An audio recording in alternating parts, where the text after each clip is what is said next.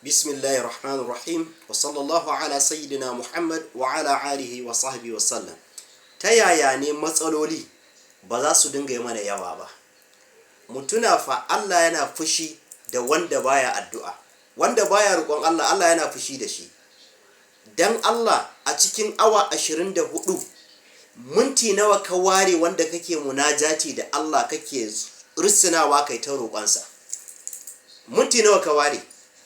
Sannan kuma kana tunanin wai dan ka zauna ka yi addu'a Allah ban kaza kana tunanin kawai yanzu zaka ga Allah ya baka abun? Allah yana da tsari. Addu'a ana son naci. Kai idan ma Allah yana son muryarka, Allah yana son ka, yana jinkirta addu'arka saboda ya dinga jin muryarka. Haka hadisin manzo Allah sallallahu alaihi wasallam ya nuna mana.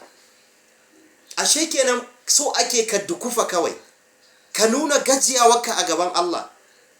Mu nuna mu kullum aƙalla a wuni a ce ka ware minti 10 da safe ko da daddare, kai alola kai nafila raka'a 2 ka tsuguna kai wa Allah kirari kai addu'a. Ita ma addu'a kuma akwai fa yadda ake yin ta, ba wai kawai zaka daga hannu Allah ban kaza ba. Ga yadda ake addu'a nan a bidiyo na gaba insha Allah. Saboda addu'a ce kawai fa za ta fidda mu daga cikin matsala fa.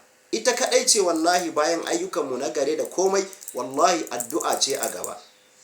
Allah ya sa mu dace. Assalamu alaikum wa rahmatullah.